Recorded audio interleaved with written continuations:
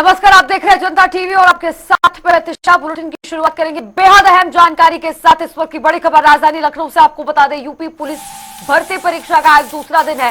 पहले दिन सकुशल भर्ती परीक्षा संपन्न हुई। शांतिपूर्ण पारदर्शी ढंग से भर्ती परीक्षा कल के दिन संपन्न हुई, यानी कि पहले दिन संपन्न हुई और सीसीटीवी कैमरों से कड़ी निगरानी रखी जा रही है। आज भी 2 पालियों में परीक्षा का आयोजन होगा। तो देखिए, 5 चरणों में ये फिर से पुलिस भर्ती परीक्षा जो है वो आयोजित की गई है। कल पहला चरण था, यानी कि पहला दिन, और 2 पालियों में परीक्षा पहले दिन आयोजित हुई। और आपको यह बता दें जानकारी के लिए कि 5 चरणों में, यानी कि 5 दिनों में 2-2 पालियों में ये परीक्षा शांतिपूर्ण ढंग से संपन्न कराई जाएगी। ऐसा लक्ष्य है उत्तर प्रदेश सरकार का, यूपी पुलिस का, पूरे प्रशासन का।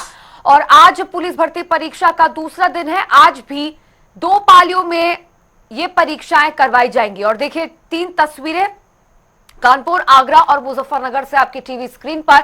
यहां पर देख सकते हैं कि एक और कड़ी सुरक्षा, कड़ी निगरानी के बीच में भर्ती परीक्षा करवाई जा रही है। यहां पर सीसीटीवी कैमरे लगाए गए हैं। कोई भी ऐसा एरिया नहीं है जो सीसीटीवी कैमरा से अछूता हो। और तमाम तरह के यहाँ पे प्रयास और व्यवस्थाएं की गई है पुलिस प्रशासन द्वारा। और छात्रों की परीक्षा के साथ साथ अग्नि परीक्षा है यूपी सरकार की। उत्तर प्रदेश में आज पुलिस भर्ती का एग्जाम होना है, जिसको लेकर इस समय हम मौजूद हैं रायबरेली के जीआईसी विद्यालय के सामने। राजकीय इंटर कॉलेज ये यहाँ पे अभ्यर्थियों के लिए परीक्षा केंद्र बना है। अगर वहीं बात की जाए तो इस दौरान देखा जा सकता है तस्वीरों में भी साफ तौर पे कि भारी संख्या में पुलिस बल भी यहाँ मौजूद है। अगर वहीं बात की जाए तो एलआईयू हो, चाहे खुफिया विभाग, हर तरीके की फोर्स यहाँ सेंटरों पर लगी हुई है। यहाँ पर दूर दूर से छात्र छात्राएँ हैं, उनसे भी हम बात करेंगे और कोशिश करेंगे कि जानेंगे कि आखिर वो लोग कहाँ से आए हैं और क्या इस बार उनको व्यवस्थाएं मिल रही हैं। सेंटर के रोल नंबर भी देख रहे हैं बाकायदे कि कहाँ पे किसका क्या नंबर है, किस रूम में उनकी परीक्षा। भैया कहाँ से आए हैं? उनोला से। बताइए। इस बार परीक्षा है, क्या व्यवस्थाएं हैं और किस तरीके से आपको लग रहा है? सही है व्यवस्था इस बार। कब आए हैं आप वहाँ से? मैं कल आया था सुबह। कितनी दूर है? लगभग है 350 किलोमीटर।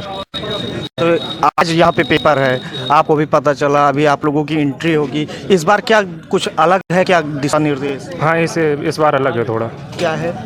इस बार देखते हैं, हो जाए शायद। यहाँ पे कुछ लोग और खड़े हैं, इनसे भी बात करेंगे और जानेंगे। भैया कहाँ से आए हैं? हम आए जहानाबाद। अच्छा, किस चीज़ के लिए आए हैं, क्या है आज? यूपी पुलिस का पेपर है। क्या व्यवस्था है यहाँ रायबरेली प्रशासन की तरफ से? व्यवसाय बहुत बढ़िया है और मतलब बहुत सख्ती है। और इस बार इतनी सख्ती है कि बहुत ज़्यादा ही दूर सभी लोगों के वो पड़े हैं सेंटर। इस बार देखा गया है कुछ ई लाइन पे पहले एंट्री होगी, फिर उसके बाद आप लोगों की एंट्री होगी। हाँ, पहले जो तकनीकी समस्याएं थी, तो जो बच्चे गड़बड़ थे उनकी भी अलग लिस्ट है और उनको थोड़े पहले बुलाया गया। और जो है बाद में, और जो बाकी लोगों 2 घंटे पहले आ जाओ बस मिल जाएगा। मगर यह है कि है बहुत दूर, एक दिन पहले आना पड़ेगा। पिछली बार था मतलब जिला की जिलाई में ही हो गए। इस बार दूरी ज़्यादा है। इस बार दूरी कुछ ज़्यादा ही है, एक दिन पहले आना पड़ रहा है। बात ये है। जैसे कि यहाँ पे युवा थे, इन्होंने बताया कि इस बार दूरी बहुत ज़्यादा है और हम लोगों को आने जाने में थोड़ा सा दिक्कतें हो रही हैं। लेकिन सरकार की अगर बात की जाए तो सरकार ने इस बार सभी परीक्षा केंद्रों में काफ़ी अच्छी व्यवस्थाएं की हैं। वहीं अगर बात की जाए रायबरेली जनपद की, तो रायबरेली जनपद में कुल 11 केंद्र बनाए गए हैं। राहुल मिश्रा, जनता टीवी, रायबरेली।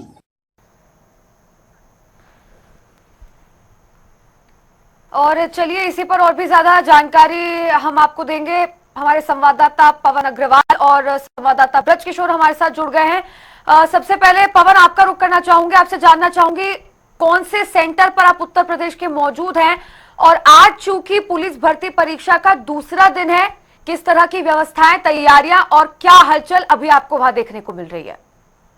देखिए दिशा, मैं आपको बता दूं कि जनपद मुजफ्फरनगर के नगर पालिका संघ इंटर कॉलेज की बात कर रहा हूँ, जो मेरे प्रशासन भी मौजूद है। मुजफ्फरनगर के अंदर 16 परीक्षा केंद्र बनाए गए हैं, जिन पर 400 पुलिसकर्मी लगे। कल पहली पारी शुरुआत हुई थी फर्स्ट और सेकंड 10 से 12 बजे तक, और उसके बाद 3 बजे से 5 बजे तक की दोनों की पारियों की परीक्षा सुरक्षित संपन्न हुई है। कहीं कोई इस तरह की घटना या वांछित तत्वों द्वारा कोई मिसअंडरस्टैंडिंग या कोई नकलची नहीं पकड़ा गया।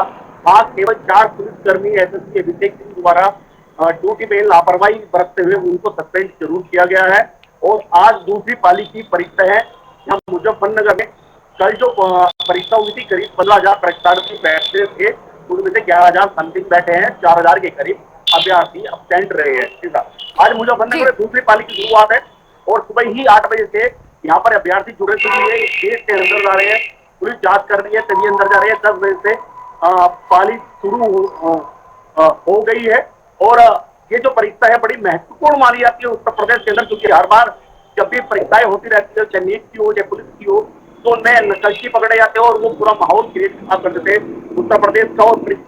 और परीक्षा भी कई बार कैंसिल हुई है। लगातार विपक्ष भी हमलावर रहा है तो उत्तर प्रदेश सरकार इतनी सख्त है लेकिन भी नक्सली अपना काम करने में सफल हो जाते हैं। लगातार एटीएस, एसटीएफ और बात करूं Muzaffarnagar police, crime branch, SOG की, सभी यहाँ मतलब आसपास के शादी वादी में कैंपिंग कर रहे हैं और देख रहे हैं कोई इस तरह का अमानवीय तस्वीर मुजफ्फरनगर के अंदर तो नहीं। अभी तक मुजफ्फरनगर के अंदर सकुशल पहली पारी की परीक्षा हुई, आज दूसरी पारी है।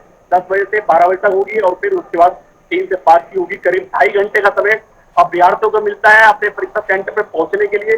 क्या वो अपनी तैयारी जो करें और पुलिस सुरक्षा करे, उन्हें अंदर भेजे। सबसे बड़ी बात कि इस पहली परीक्षा के अंदर कोई भी डिजिटल सामान अलाउ नहीं है, फूड पैकेट अलाउ नहीं है, बैंड नहीं है, रिस्ट्रेट, ब्लूटूथ, अन्य कोई भी सामान अलाउ नहीं है, मोबाइल कैलकुलेटर अलाउ नहीं है। केवल सिंपल जो परीक्षा पास उसका होगा, अभ्यर्थी सादे कपड़ों को पहनकर वो लेकर जाएगा जिससे चेक हो और सीधा परीक्षा देने जाएगा। जी सर। ठीक है पवन, आपके पास वापस लौटूंगे। हमारे साथ हमारे संवाददाता ब्रजकिशोर भी जुड़े हैं, उनसे भी अपडेट ले लेते हैं आज के दिन को लेकर।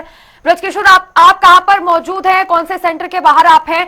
और जैसा पवन ने अभी बताया कि यहां पर तो पुख्ता इंतजाम सुरक्षा को लेकर किए गए हैं ताकि किसी तरह की कोताही ना हो, लेकिन वहां पर क्या हो रहा है? निश्चित तौर पर सन्नाटा होगा क्योंकि परीक्षा शुरू हो चुकी है, लेकिन क्या कोई अधिकारी पुलिस के वहां पर पहुंच रहे हैं राउंड लगाने के लिए, चेक करने के लिए, गतिविधियों पर नजर रखने के लिए?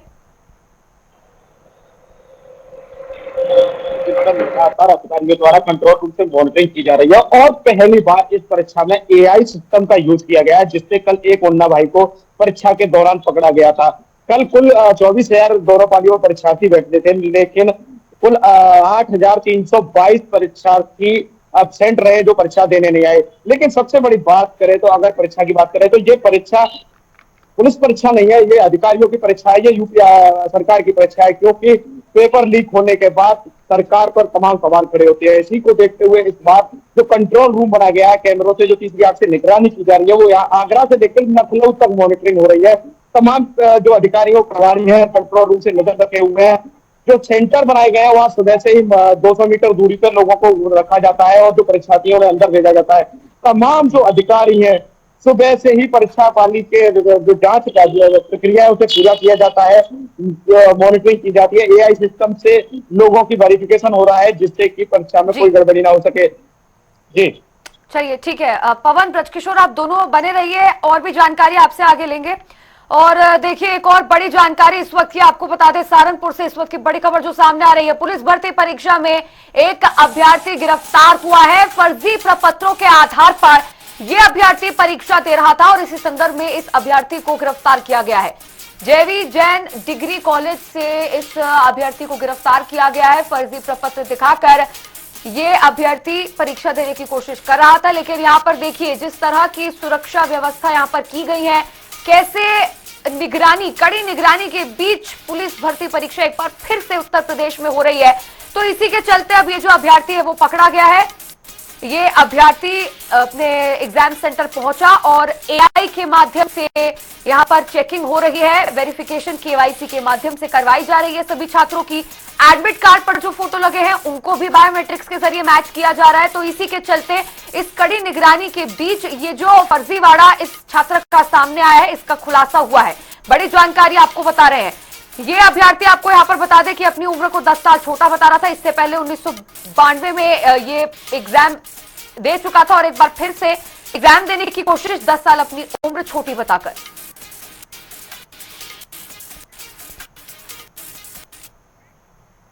और पुलिस भर्ती परीक्षा से संबंधित एक और बड़ी जानकारी जो सामने आ रही है, लखनऊ से इस वक्त की बड़ी जानकारी। पुलिस भर्ती परीक्षा को लेकर अखिलेश यादव का पोस्ट सामने आया है। सपा अध्यक्ष अखिलेश यादव ने एक्स पर लिखा है, भारतीय जनता पार्टी राज्य में परीक्षा व्यवस्था से छात्रों का भरोसा उठ चुका है। लगभग 1/3 अभ्यर्थियों ने परीक्षा नहीं दी। हर 3 में से 1 अभ्यर्थी परीक्षा देने नहीं पहुंचा। सोशल मीडिया प्लेटफॉर्म एक्स पर उन्होंने ट्वीट किया, ये दिखाते हैं आपको। सोशल मीडिया प्लेटफॉर्म एक्स पर सपा सुप्रीमो अखिलेश यादव ने इससे संबंधित पोस्ट किया है। उन्होंने लिखा कि उत्तर प्रदेश पुलिस भर्ती परीक्षा में लगभग 1/3 अभ्यर्थियों ने परीक्षा ही नहीं दी। सरल भाषा में यदि कहा जाए तो यानी कि हर 3 में से 1 अभ्यर्थी ने परीक्षा नहीं दी है। इसका कारण भाजपा राज्य में परीक्षा व्यवस्था से उठ चुका भरोसा है या भाजपा सरकार से नाउम्मीदगी है या इसका कारण कुछ और है, ये गहरे अध्ययन का विषय है। तो हमारे दोनों संवाददाता ब्रजकिशोर और पवन लगातार हमारे साथ जुड़े हुए हैं, इस पर भी और ज्यादा जानकारी उनसे ले लेते हैं। पवन, आपका रुख करना चाहूंगी। अभी अखिलेश यादव ने आज सुबह एक पोस्ट किया है सोशल मीडिया प्लेटफॉर्म पर, भारतीय जनता पार्टी पर निशाना साध रहे हैं। हमने पहले देखा धांधली हुई एग्जाम में, अब दोबारा से परीक्षा हो रही है। अब यहाँ पर देखा गया है कि जितने बच्चों ने पहले परीक्षा दी थी उनमें से 1/3 परीक्षा में इस बार नहीं बैठे। इस पर अब सपा सुप्रीमो कह रहे हैं कि बच्चों में उदासीनता है बीजेपी को लेकर, बीजेपी के राज में धांधली हो रही है, लोगों का भरोसा उठ गया है। मैं आपको बता दूं, जनपद मुजफ्फरनगर के अंदर अभी तक जो परीक्षार्थियों की लिस्ट है, यहाँ पर भी करीब अगर 15,000 की यहाँ कल परीक्षा में अभ्यर्थी बैठे थे, 4,000 के करीब अब्सेंट रही है। कहीं ना कहीं कोई कारण होगा, वाहनों का मिलन हो, क्योंकि वाहनों की अगर बात करें तो रेल सेवा और रोडवेज सेवा फ्री की है अभ्यर्थियों के लिए परीक्षा केंद्रों तक पहुंचाने के लिए। अन्य कई भी कारण हो सकते हैं, बीमारी हो सकती है, कोई और भी परेशानी हो सकती है, घरेलू प्रॉब्लम हो सकती है, लेकिन मैं देख रहा हूँ परीक्षार्थी केंद्र तो जहाँ तक भी हम लोगों ने गए हैं, कवरेज किए, वहाँ अच्छी खासी भीड़ मिली है। और लगातार अगर बात अखिलेश यादव सपा अध्यक्ष की बात करें तो लाजिमी है उनका एक्स पर पोस्ट करना, क्योंकि सपा अध्यक्ष पहले एक्स पे ही पोस्ट करते हैं, अपनी भावनाएं संवेदनाएं प्रकट करते हैं। और सही है कि अभी मुजफ्फरनगर के अंदर करीब 4,000 के करीब परीक्षार्थी परीक्षा में नहीं बैठे हैं। बहुत सारे कारण हो सकते हैं, अभी तक हमारे सामने मुजफ्फरनगर के अंदर कोई सा कारण भी नजर नहीं आया है। अब जब दूसरी पाली होगी तो हम जरूर छात्रों से बात करेंगे कि क्या कारण है, कोई असुविधा हो रही है। अभी तक हमारी जो भी बात हुई है, अभी तक कोई भी समस्या छात्रों को मुजफ्फरनगर आने में नहीं हुई है। हालांकि छुटपुट घटना है, क्योंकि जो 2.5 घंटे का समय उत्तर प्रदेश सरकार ने दिया हुआ है परीक्षा केंद्र पर पहुंचने का, वो समय क्योंकि नए जो अभ्यर्थी बाहर से आते हैं उन्हें पता एड्रेस का नहीं पता होता, तो वो कंफ्यूज हो जाते हैं। वो 2.5 घंटे इसलिए दिए गए हैं कि वो आराम से अगर एक पोलिंग स्टेशन पर जाए तो वहां से जो दूसरा पोलिंग स्टेशन है समथिंग उसकी 10 मिनट की दूरी है, और आराम से वो पैदल 10 मिनट में भी 15 मिनट में भी दूसरे परीक्षा केंद्र पर पहुंच सकता है, साइकिल से पहुंच सकता है। ई रिक्शा यहाँ लगातार चली हुई है, बसें भी चली है, प्रशासन ने भी व्यवस्था की है। हर किसी अभ्यर्थी को दिक्कत होती है तो पुलिस प्रशासन के अधिकारी उसको अपने वालों से छोड़कर भी आते हैं। लगातार मुजफ्फरनगर के अंदर अभी तक इस तरह की कोई समस्या हमें देखने को नहीं मिली। ठीक है पवन। ब्रजकिशोर हमारे संवाददाता वो भी जुड़े हुए हैं। ब्रजकिशोर, एक और खबर जो निकलकर सामने आई है, अभी तक हम देखते थे कि जो सॉल्विंग ग्रुप्स होते थे, जो नकल माफिया होते थे, उनके द्वारा फर्जीवाड़ा किया जाता था, पेपर लीक होता था। लेकिन एक और फर्जीवाड़ा निकलकर सामने आया जो कि छात्र ने किया है। अपनी उम्र 10 साल कम बता रहा है ये छात्र और फर्जी प्रपत्र सौंप कर एग्जाम देने की कोशिश कर रहा है। ये आखिर क्या है पूरा मामला, इसका खुलासा कैसे हुआ? इस तरह पिछले परीक्षाओं में लगातार मुन्ना भाई पकड़े गए, उनके जरिए जो गुर्गे और जो माफिया परीक्षा के थे उन पर सरकार ने कड़ी कार्रवाई की, जिसके बाद ऐसे मामले लगातार खुलते रहे और परीक्षा लीक मामले भी सामने आए। जिसके बाद अब डिजिटल प्रक्रिया, एआई टेक्नोलॉजी और पुलिस की जो वेरिफिकेशन, परीक्षा केंद्र का अंदर जाने से पहले वेरिफिकेशन, जो आगरा में परीक्षार्थी पकड़ा गया है उसने आधार कार्ड में नाम चेंज किया था, तो कहीं न कहीं जो कड़ी सुरक्षा और डिजिटल प्रक्रिया, एआई टेक्निक का जो सरकार द्वारा या पुलिस प्रशासन द्वारा जो प्रयोग किया जा रहा है, उस प्रयोग के द्वारा इन मुन्ना भाइयों को पकड़ा जा रहा है। रही बात अखिलेश यादव ने एक्स पर ट्वीट किया है। कहीं ना कहीं बड़ा सवाल है कि मुन्ना भाई या परीक्षा में धांधली करने वालों पर सरकार ने कड़ी कार्रवाई की है, जिसके बाद परीक्षार्थी परीक्षा छोड़ गए हैं। अन्य और भी कारण हो सकते हैं, लेकिन सबसे बड़ा कारण यही निकल के आता है कि परीक्षार्थी जिस तरह डिजिटल तरीके से, एआई टेक्नोलॉजी से, सीसीटीवी कैमरे से लगातार निगरानी रखना, परीक्षार्थियों की जांच होना, ये कहीं ना कहीं बड़ा सवाल निकल कर आता है कि कहीं ना कहीं परीक्षार्थी इसी प्रक्रिया से गुजरने के दौरान परीक्षा में नहीं पहुंच रहे हैं। जी बिल्कुल, तो कुल मिलाकर यहाँ पर यही कहा जा सकता है कि कल के दिन परीक्षा हुई, सकुशल तरह से संपन्न हुई। अभी और 4 दिन बाकी है। पूरी तरह से यूपी सरकार, प्रशासन, पुलिस मुस्तैद है। तमाम तरह के प्रयास और व्यवस्था यहां की जा रही है, क्योंकि एक बड़ी चुनौती है छात्रों के लिए, तो फिर से चुनौती है ही, लेकिन एक अग्नि परीक्षा है पूरे प्रशासन के लिए भी। फिलहाल आप दोनों का जुड़ने के लिए और तमाम जानकारी साझा करने के लिए बहुत बहुत शुक्रिया। और अब बुलेटिन में आगे बढ़ेंगे। बता दें कि अलीगढ़ के रोडवेज बस अड्डे पर पुलिस भर्ती परीक्षा देने जा रहे युवाओं ने जमकर हंगामा काटा। दरअसल युवाओं का आरोप है कि बस चालक घंटों इंतजार के बाद भी युवाओं को परीक्षा सेंटर नहीं ले जा रहे, वे अपनी मनमानी कर रहे हैं। ऐसे में वे परीक्षा केंद्रों पर समय पर नहीं पहुंच पाएंगे। जहाँ पर हम बोल देते हैं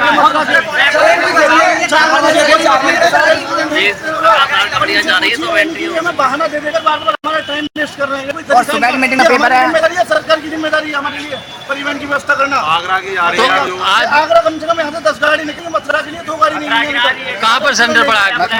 मथुरा जी। क्यों वजह? पेपर देने आने। कहाँ सेंटर पड़ा है?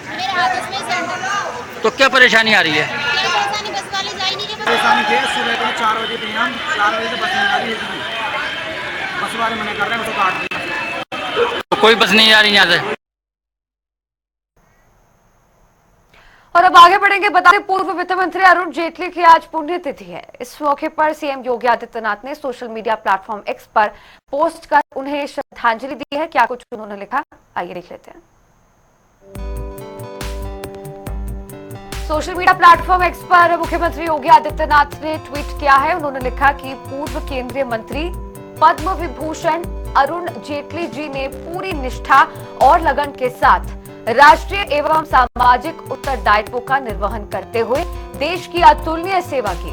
वे एक लोकप्रिय राजनेता, कुशल रणनीतिकार और प्रखर वक्ता के रूप में सदैव याद किए जाएंगे। आज उनकी पुण्यतिथि पर उन्हें विनम्र श्रद्धांजलि। और चलिए इस बीच एक और बड़ी जानकारी जो सामने आ रही है वो भी आपको बता देते हैं। प्रयागराज से इस वक्त की बड़ी खबर। प्रयागराज दौरे पर आएंगे राहुल गांधी, संविधान सम्मेलन में शामिल होंगे। कांग्रेस की ओर से ये अभियान चलाया जा रहा है। संविधान सम्मेलन आज इसी को लेकर होगा। लोगों को संविधान के प्रति जागरूक करने के लिए कांग्रेस ये अभियान चला रही है। हाल ही में हुए लोकसभा चुनाव में बढ़ चढ़कर कांग्रेस ने ये मुद्दा उठाया और भारतीय जनता पार्टी पर निशाना भी साधा। जनता को बताने की कोशिश की गई कि बीजेपी संविधान को बदलना चाहती है और इसी के बाद से कांग्रेस का जो ये अभियान है ये लगातार जारी है। जनता को जागरूक करने की कोशिश कर रही है कांग्रेस संविधान के प्रति। और इसी कड़ी में प्रयागराज दौरे पर आज राहुल गांधी आने वाले हैं। संविधान सम्मेलन में शामिल होंगे। संविधान को लेकर एक बड़ा कार्यक्रम, बड़ा सम्मेलन आज किया जाएगा और कांग्रेस की ओर से लगातार यह अभियान संविधान को लेकर चलाया जा रहा है।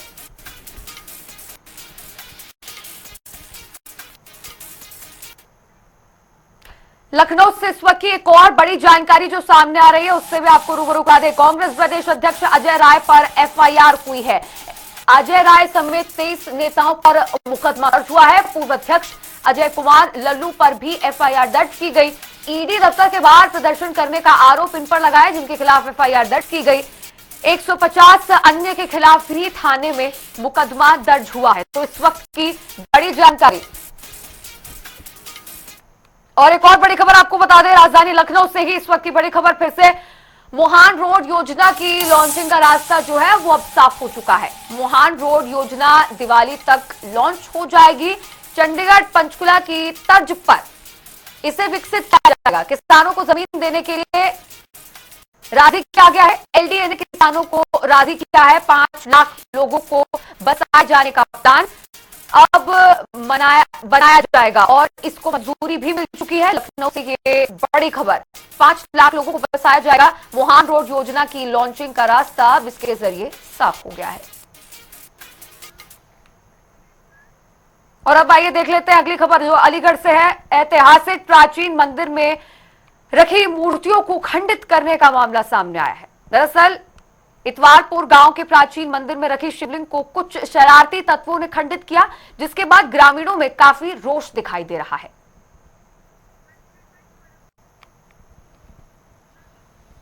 और चलिए अब 4 मिनट में आपको बताएंगे 18 मंडल।